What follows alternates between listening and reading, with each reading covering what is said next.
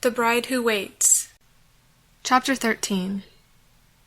At breakfast the next morning, the prince's steward told the ladies to go ahead and have a day off.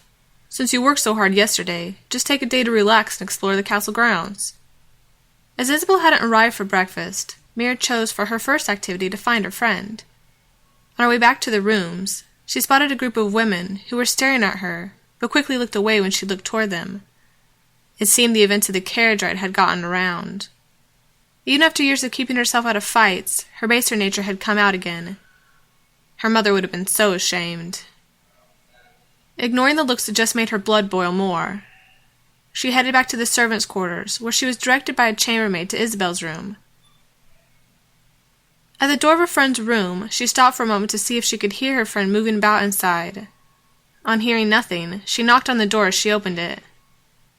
Inside, she found the room to be tossed about, as if someone had ransacked it. She was worried for a moment when she heard her friend's voice coming through the open window. Looking out, she spotted Isabel, who was tightly clinging to Joshua's arm as she sat with him on a bench next to the fountain. The two had their backs to her so that she could not see their faces as they talked. As Isabel laughed loudly at something the man had said, he looked to try to put some space between them, only to have her hold him closer. Noting the uncomfortable way he kept moving away, she sounded offended as she said, "Are you acting like you don't like spending time with me?" "I do. I just don't think it's right for you to hold on to me like this." Mira felt relief at hearing Joshua say this, while Isabel looked less than pleased. "Is it because you don't like me?" He shook his head as he adamantly told her, "I do like you, but you like Mira better." At the mention of her name, Mira felt self-conscious, as she realized she should not be listening in on their conversation. Mind fought with her heart as she struggled with the desire to hear what Joshua might say of her. As Mira struggled, Isabel added, "I bet you'd let her cling to your arm." "I would not." If someone had stabbed her in the heart, it would not have hurt more than hearing those words. As Mira's inside stung at the remark, Isabel curiously asked, "Is that because of her past? Have you figured out where she's from?" Before he could say, Isabel told him the secret Mira had been keeping for so long. "She's from southern Beth-Natash. I'm sure you've heard even all the way up here how corrupt it is down there. They're the type to call you friend to your face and then stab you from behind, just so they can have your shoes. And the women, I hear they are willing to do anything for a price. If the prince doesn't mind used merchandise, Mira should be right up his alley." She felt dizzy as she heard the insinuation leave her friend's mouth. To think she'd fought with the two women in the carriage over a similar insinuation about Isabel, and here she was, now making similar claims about her. Mother was right. Everyone here is just out for themselves. Even as Mira's eyes stung with tears, a ray of hope shone out as Joshua told Isabel, "Neither the prince nor the king care about the past of the women here. No matter who they are or what they've done, they are precious in our sight. Everyone has a past they are not proud of, and wish they could change. In Shiloh, that past is erased as long as they are willing to let it go. Everyone who wants can be a new person here, even you, Isabel." Though his words were kind, there was chiding in his tone, as if he had not appreciated her words about Mira. Isabel appeared to have noticed this as she looked down, somewhat ashamed by her actions. "I'm sorry, Joshua. Will you forgive me?" "Of course." As the woman embraced the stable boy, Mira's head filled with the words she had heard about her friend. "She's just a manipulative minx. She plays on your feelings, and she stabs you in the back." Before she had ignored the words, thinking it was just the idle gossip of women fighting for the crown. But now as she looked to the woman she had called friend, she could not help but feel everything she'd heard was true. The realization that she'd been betrayed by someone she'd counted close reminded her of an incident from her youth, when something similar had happened between her and a playmate. At the time, she'd sought her mother for comfort, only to have the woman reply, "Naive child, you would have had better luck making friends with wolves. At least when they are done with you, you'd have death to comfort you. But to think you'd actually be able to make a friend? I always knew you were an idiot." Turning away, Mira hurried from the room, wishing she had never seen the exchange. At least in her ignorance, her heart wouldn't have ended up feeling this way. Down the servants' hall, she continued out the back exit, through the garden, and didn't come to a stop till she almost ran into a pond's waters. Along the shore of the pond, which was more the size of a lake, she spotted a small boat, which was moored to a dock. Just wanting to get away, she untied the boat and got inside, as she rowed out to the center. Alone in the middle of the lake, she let her mind wander back to her farm, and all she still had left to do before her mother had sent her off.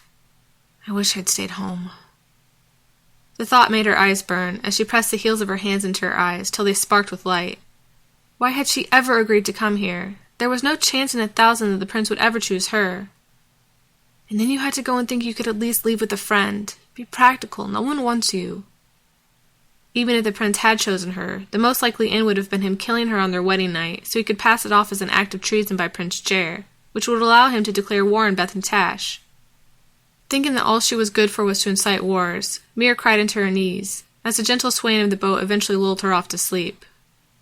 The next thing she knew, she was startled awake by the clap of thunder.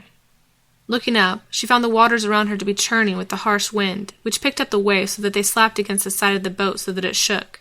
As the waves started to get higher, threatening to come in with her, she used the oars to fight against the waters to get back to shore. But no matter how hard she pushed against the wooden poles, she did not seem to get anywhere as the waves, which were now coming into the boat, just pushed her back. As the water started to rise up to her ankles, she felt panic rising within her as she realized she was going to go down with the boat if she didn't do something. Swimming was out of the question, as there had never been a reason for her to learn in her landlocked city. When she tried to call out for help, the thunder rumbled even louder, as if purposely trying to drown her out. She could not even see the shore anymore, as the storm darkened the sky, making it look as if it were night, though she knew it was still mid-morning. As the rainwater pelted her, she felt herself shiver with the cold and her fear. She was going to die. Out here in the middle of the lake, she was going to drown, and no one would even notice she was missing. She was utterly forsaken. To be forsaken, you must have been loved at least once upon a time, but you've never been loved, child. Water came in faster as it increased the rate of sinking, increasing the rising terror in her heart. Cursing at the clouds, she let out all her anger at the storm till she had no energy left and collapsed back into the boat, as the boat's sides came even with the water. So this is how I'm going to die. The thought of death scared her, as her eyes filled with tears, and she thought of all she was leaving behind. Her tears became greater as she realized she really had nothing to leave behind. Then she remembered to smile. Just as her head started to go beneath the waves, she cried out to the owner of the calming eyes, "Joshua!" The next moment water was over her mouth, then it was not, as she felt herself being lifted out of the depths. Looking around in utter confusion, she found herself to be in another larger boat. The hand that had grabbed her released its hold on the back of her dress, as it wrapped a warm towel around her shaking body. Looking back, she found the hand to belong to Joshua, who was looking at her with worry as he asked, "Are you all right?" Too stunned to talk, she simply nodded, as he and 3 other servants rowed the boat back to shore. "Rebecca saw you run out this way," explained Joshua, as the strong men in the boat made a slow headway against the waves. "When it started raining, I got worried, so I came out here to check on you. I saw how the lake's waters were getting, and since this lake is notoriously harsh during storms, I knew you'd be in trouble. I'm sorry it took us so long to get to you." Overcome with relief, all she could do to thank him was to open her mouth, then faint forward into his arms. As he pressed his hand against her face, she heard him say something about a fever, but all she could think was how pleasant it felt to hear his heartbeat in her ear. Once they were ashore, she tried to get up, but could not move as Joshua was made to carry her. She wanted to argue with the act, but was feeling too hot and tired to open her eyes. More things came and went as she heard whispered voices, and felt a hand touch her face with a wet cloth. She imagined her father by her side, but knew he couldn't have been there. He was too busy working in the field. Chapter 14. When she finally came out of the feverish stupor, she felt weak and extremely thirsty. The small girl with the big blue eyes was staring at her, and as soon as she saw Mira's eyes open, and stay open, she turned and ran out of the room. "I hear you're awake," stated a voice later, when Mira opened her eyes. An elderly woman was looking at her with a warm smile as she offered her a glass of cold water, which she gladly took. "What happened?" "It seems you caught a little fever from your adventure out on the lake." Touching Mira's forehead, the woman added, "But you're out of the woods now. You feel up for some food now?" Nodding, Mira started to get up as the woman made her lay back down. "Where do you think you're going?" "To make myself food." The older woman smiled as she addressed the small girl. "I think she's still a little out of it. Why don't you go and get her a bowl of something?" Nodding, Rebecca hurried out of the room as the older woman readjusted Mira's pillows. "You just sit back and rest yourself. We'll take care of you." "I don't want you to get in trouble with the prince for wasting time on me." Smiling, the woman assured her, "The prince won't be upset." As Mira started to fade back into sleep, she heard the woman say something, which she believed must have been part of her feverish imagining, as she heard her say, "He did give us special orders to take care of you, after all." When she woke again, the food that had been ordered for her was sitting by the bedside and had cooled off into a cold lump. As she was still hungry, she finished off the bowl, just as the little girl entered with a new bowl filled with steaming soup. "Do you want more?" She took the new bowl, handing off the old as she started in on it. "I'm Rebecca, by the way," stated the girl. "What's your name?" Through a mouthful of food, she answered, then continued consuming the delicious soup. As she ate, the girl crawled up on the bedside, watching her with a keen interest Mira didn't quite understand. "Joshua was really worried when he brought you in from the lake," stated the girl. "He was by your bedside most of the time you were out." Her spoon stopped partway to her mouth as she looked at the girl. "Really?" She nodded. "He even stayed when you started drooling in your sleep." Her face reddened with embarrassment as she thought about the mess she must have looked. "I did not." Before the girl could respond, Joshua came into the room, which caused the girl to leap off the bedside and run to him, wrapping his legs in a hug as she told him, "I took good care of her. See, I even brought her 2 bowls of soup. She finished them both off in one sitting." The young man's eyes sparkled as he patted the young girl's head and thanked her for her help. "You can go back to help Candace now. I'll take over here." When she was gone, he came to Mira, placing his hand on her forehead as he asked, "How are you feeling?" Seeing the worry in his eyes, she thought of Rebecca's words about him helping to nurse her back to health.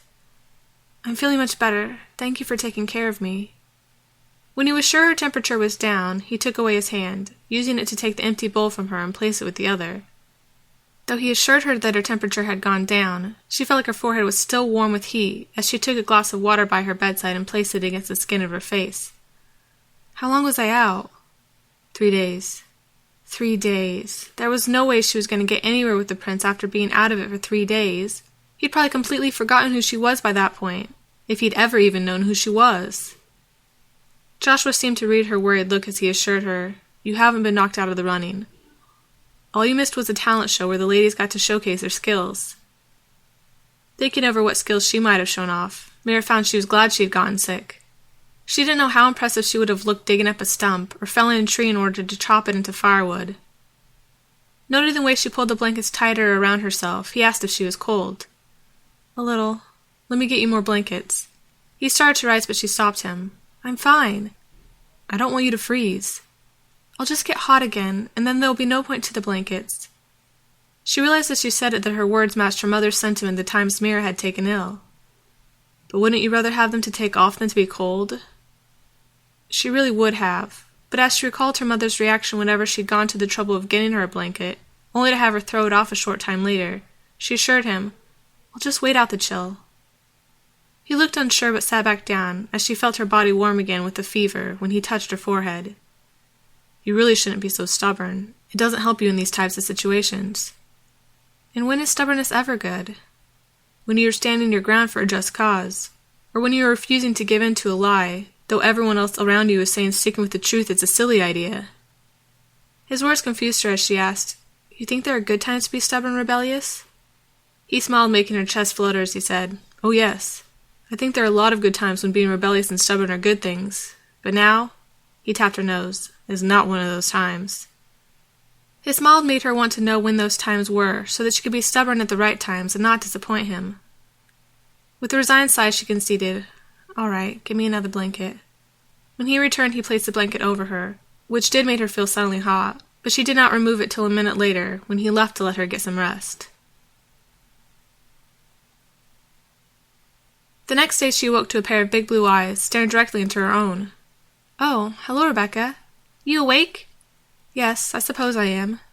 "Candace told me to watch you, so I am." "Is that why you're so close?" "How else am I supposed to keep an eye on you?" Mira laughed at the girl's serious attitude as she suggested she take a break. "And do what?" "I don't know. Why don't you go play with the other children?" "Can't. They're off doing their chores." Noting Mira's frown, she asked, "What's with the frown?" "How truly terrible is it?" "Terrible is what?" "The things the prince makes you do." Taking on a look like that of a martyr, the girl said with a heavy sigh, "They are horrible. First off, he makes me work in the kitchens, where there's all this fire and hot water. Oh dear." Placing the back of her hand against her forehead, she then leaned backward and said in a shrill voice, Then he has me work under Candace, who will only let me take a break to play once during the day. That's horrible. And then there's the most horrible thing of all, she said with big eyes. She paused till Mira asked her, What? I have to taste test everything before it leaves the kitchen. To check it for poison? No, just because the food Candace makes is really delicious. The girl grinned as if it was a big joke. I don't understand. We're not slaves, Mira. I don't know what you've heard, but we like it here. Everyone chips in, even the kids. But we don't do anything that would be dangerous or too hard for our size. It's actually fun to help. Mira was confused by the sentiment, but the girl did not give her time to think about it as she stated, Story time! Tell me a story! Shouldn't you be telling me the story since I'm sick? No, you were sick, so you've got to work yourself out by talking more. As she could tell the girl was not going to let her argue with her, she conceded to tell a story. All right, but I only know one story. It's the story my mother would always tell me before bed when I was little. It's called The Forsaken Queen. I've never heard of it. Good. Starting off at the beginning, she got all the way to the part when the woman started to cheat on her husband when the older woman Candace entered the room. On hearing what Mira was telling Rebecca, the woman cried out with alarm, startling both girls. What's wrong, Candace? Asked the younger girl. Why are you telling that story? Asked the woman. I asked her to tell me a story, and it's the only one she knows. Why? What's wrong with it? That story isn't a fairy tale. It's based off a real story. I've heard that, stated Mira. So? Added Rebecca. The woman looked sad as she explained. The story is based off the king and his wife. The prince's mother? I've never heard about her. Most all you need to know is said in that story. The king loved her, but she betrayed him and tried to kill their son. How does the king know the prince is really his son? Asked Mira. Even if he wasn't, the king would have still treated him as if they were blood relatives. But during the time she became pregnant, she had stopped her affairs. When the king stopped her from destroying the child, her dislike of him turned to hate, and she became worse than the first time. Plus Mikhail has the king's eyes, stated Rebecca, to which Candace nodded. Growing more somber, the girl asked sadly, Why would anyone do that to the king? He's so loving and kind. Turning to the older woman, she asked, with sudden worry in her voice, You don't think the princess bride is going to do the same thing to him? Shaking her head with a sad sigh, Candace admitted, I don't know. There is no way of really knowing a person's heart. But I know if she will keep her love and attention focused on him, she will not fall away. How can you be sure of that? Asked Mira, as the two looked at her. People fall out of love all the time. If his bride really knows and understands all that he has done for her, and how much he loves her, there is no doubt in my mind she will stay true to him. We just need to make sure the prince falls for someone who will understand all that and see him as we do. Rebecca nodded. While both women looked sure, Mira wasn't. How could anyone love someone like the prince? He had never done anything for anyone, at least, not as far as she knew. But if the prince were like Joshua... If only the prince were like Joshua. Chapter 15. The next day, when she was feeling better and Candace would let her up, she made her way down to the kitchens. What you doing in here? Inquired Rebecca, as she spotted Mira gazing around the room with a look of overwhelmed amazement.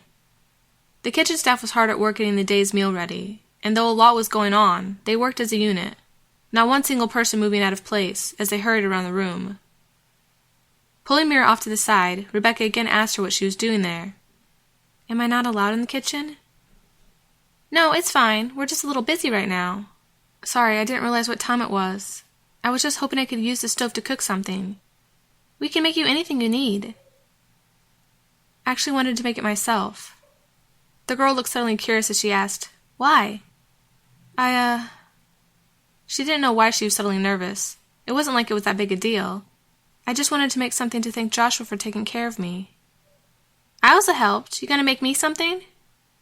Before she could respond, Candace noticed the two talking, and stopped what she was doing to come over and ask what was up. You need something, dearie? She just wanted to borrow a stove to cook something. The girl then added in a sing-song way, For Joshua. To thank him, added Mira, as if it needed to be said. The older woman seemed just as tickled as the young girl as she replied, I would love to lend you the use of our stove, but as you can see we're a little busy. If you wouldn't mind coming back later. Oh, that's fine. I needed to get some things together first. Leaving the kitchen behind, she headed outside to the garden, where she stopped at the grape arbor. Taking off a single grape from each vine, she studied each of their flavors, as she decided which one would work best for what she needed. "You know, we do have a kitchen." She was startled by the voice, and more startled by Joshua when she turned to see his smiling face. I wasn't doing anything." She hid the grapes in her hand behind her back, as if he hadn't already seen them. He gave her a curious look, but didn't say anything, as he asked her instead about her health. "I'm feeling much better." "I take it you'll be going back to the competition, then."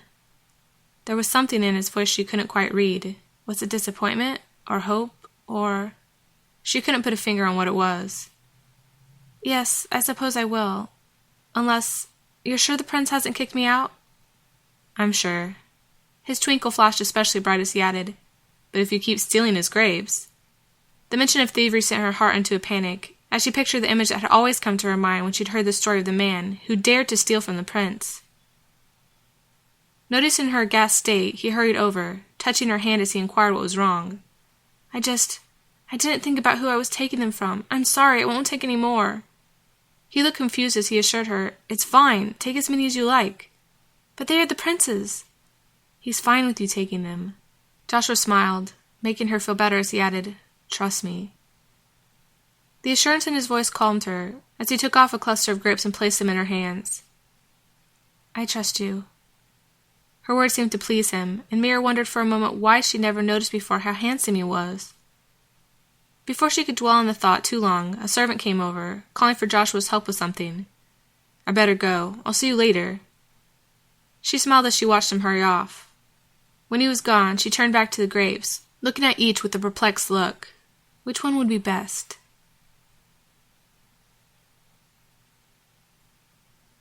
After she had decided on the flavor of grapes she wanted, she headed inside, where she found a group of women huddled in a group.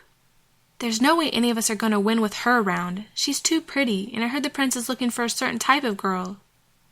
"What type?" inquired another woman. "I don't know, but the servants seem to like her, and if the prince is picking someone that's going to please the people, she seems to be it." Though slightly curious about what they were talking about, she didn't care to find out as she continued on her way. Partway down the hall, she spotted Isabel, who looked like she was looking for something. Remembering the last time she had seen her, the feeling she'd felt before rose up again, making her feel anguish as she headed the opposite way. Back out in the garden, she found Joshua, who was smiling brightly as he walked with a pair of hedge clippers into the maze. On following him, she watched as he handed them to Lois, who daintily took them as he proceeded to instruct her on how to make a shrub animal. A feeling she didn't understand rose up in her chest as she watched them together, but when she heard the warmth in his voice, she felt the feeling slip away. He sounded like a loving brother instructing his sister, and even if he hadn't, Joshua was entitled to care for whomever he wanted. Though she often didn't know why, he seemed to have a kind smile and loving look for every woman, servant, and animal. He was just someone who was filled with love. To him, everyone was of value, someone who deserved his care and attention. Everyone except you. She turned away as she headed back to her room, feeling suddenly tired. Chapter 16. The next day when Mira came down with a bowl full of grapes, the kitchen wasn't as busy. "What are the grapes for?" asked Rebecca, who seemed to live in the kitchen.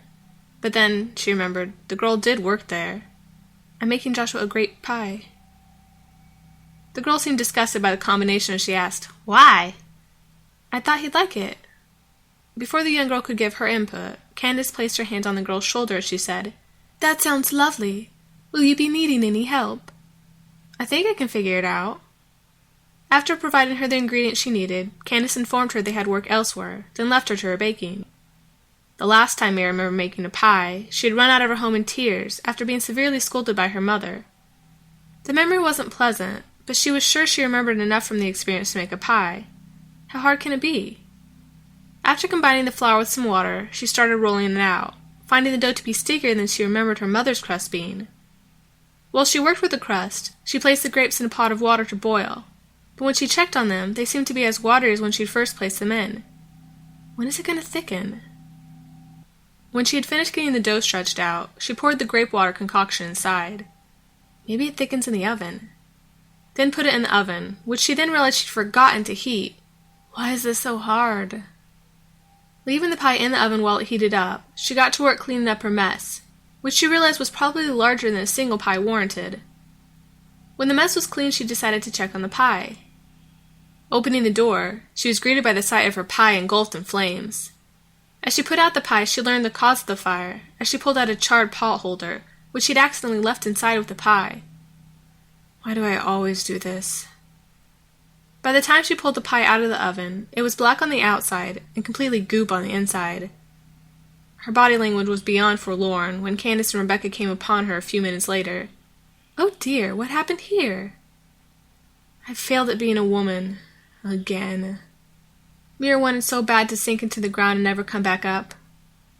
You know how I asked you to make me something as thanks? Started Rebecca. You can just thank me with your words. Candace gave her a look as she turned to Mira with sympathy in her voice. It's not that bad for a first try. This isn't my first try. My mother has been teaching me how to make pies for years. This is actually the best one I've made yet. Rebecca made it look like yikes, as Candace tried to hide a similar look while comforting the young woman. Why don't you try to thank Joshua with something else, like a nice pair of mittens? Last time I knitted, I almost impaled myself. What about some embroidery? I lost the feeling in one of my fingers from poking it too many times. Rebecca looked to the older woman with a look of triumph as she said, See? I told you that was dangerous, and you keep trying to get me to try it. I just wasn't born with a woman's skill or intuition or... She stopped her lamentations, feeling too depressed to go on, as she rose from the stool she had collapsed upon in her defeat. I guess I'll just thank him with my words. As she started out of the room, Candace called out to her, Wait, honey, I think we might be able to help. Though doubtful, Mira came back, as Candace sent Rebecca to pick a new batch of grapes. When the grapes were back, Candace had Rebecca and Mira peel and then mash part of the grapes. After that, they cooked the grapes until they came to a boil. They then strained them to remove seeds, then combined the mashed grapes back with their skins, to which they combined a mixture of sugar, flour, and salt. While Rebecca mixed that together, Candace helped Mira make up the crust, which, as the woman informed her, needed oil and boiling water in order to get it to the consistency she wanted. With both parts of the pie done, they combined them and placed them in the preheated oven, sans potholder. When it was done, Mira pulled out the pie to be met with a round of applause from the entire kitchen staff, who had arrived at some point during the experience to watch her. It looks beautiful, commented one cook. Fit for a prince, stated another. If Joshua doesn't want it, I'll eat it, interjected Rebecca, which got her a shush from Candace. Thanking each of the women, Mira asked where she might find Joshua at that time of day, then headed off to deliver her thank you. At that time of day, they said Joshua would be in the stables. She found him tending to Honeycup, who looked to have gotten herself into a bunch of brambles. The young man was meticulously removing each barbed orb, using one hand to pet the horse in a comforting manner, while he used the other to work. With each bramble pulled away, the horse slightly winced, but a kind word from the stable hand calmed the steed again, as it let him go on to the next spike. That doesn't look very efficient. Turning from his work, he smiled at the sight of her. Then, noticing the pie, he asked, What have you got there? She felt nervous and had the sudden urge to run, as she clumsily told him what it was. When he finally understood what she was saying, he took it with a bright smile on his face. Wow, no one has ever made me a great pie before. If you don't like it, you can just throw it away. He shook his head. I'm going to eat every bite. Don't make yourself sick. It'll be worth it. Her cheeks felt hot as he stared at her. Turning away, she asked about the horse. How did that happen? Rachel took her out this morning for a ride and didn't pay attention to where she was riding. Why isn't she taking care of it? Though she'd asked the question, she was sure she knew the answer. Instead of admitting what she knew was the truth, the girl was lazy, Joshua replied as if he had nothing bad to say about anyone. I guess she thought I'd do a better job of it. You do have a very gentle way about you. She stepped toward the horse, stopping for a moment to consider her next move, and then placed out her hand, gently stroking the horse, who looked back at her as if to make sure of who she was. When it saw that it was just her, it went back to eating the hay in front of it. Looking back to Joshua, she noticed him looking at the pie curiously, as if wondering where to start. Oh, I forgot to bring you a fork. It's fine. I just finished lunch, so I have mine with me. He pointed to a plate by the stool he'd been sitting on. Getting it, she handed it to him as he sat down on a pile of hay and began to eat. Delicious. You don't have to lie. I'm not. I love it. The best grape pie I've ever had. You said you'd never had one before. No, I've never had one made for me before. But I've had grape pie before, and this is by far the best. She hid a pleased smile by turning to the horse.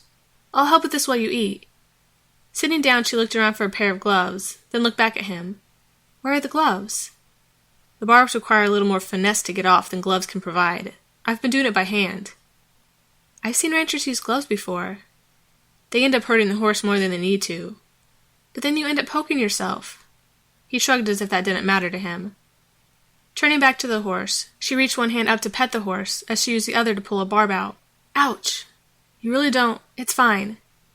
Positioning her fingers so that her embroidery-injured finger got the blunt of the barbs, she pulled the next one out with less damage to herself. "See? I'm getting it."